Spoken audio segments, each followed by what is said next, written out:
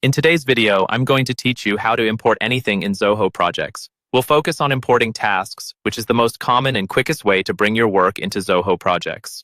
I'll walk you through the process end to end, explain what each choice means, and share practical tips so your data comes in cleanly on the first try.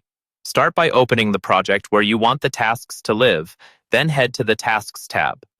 It's important to be in the right project before you import, because the tasks you bring in will be added to this specific space.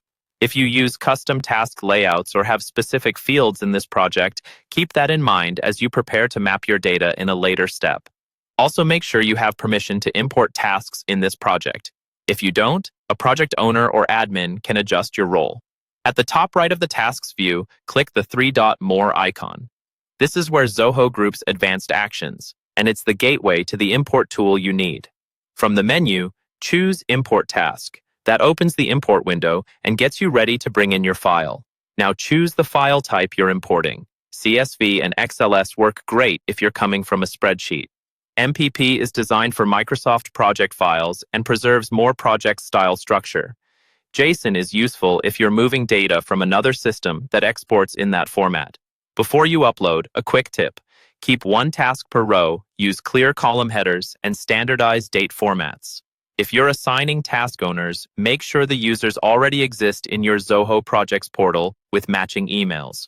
For durations and dependencies, stick to consistent units and keep the data simple if this is your first import. If you have subtask hierarchies, include a parent task reference column if available in your source. When the mapping screen appears, match each column from your file to the corresponding Zoho task field. The task name is essential, and it should map to the task name or title field. Then align other columns like description, owner, start date, end date, status, priority, and any custom fields your project uses. Pay close attention to date formats and pick list values so they line up with what Zoho expects. If you don't have a column for something, you can leave it unmapped. Zoho will apply defaults. Once everything looks right, confirm the mapping and click Import. The system will process your file and add the tasks to your Tasks tab. That's it. You've successfully imported tasks into Zoho Projects with confidence and control.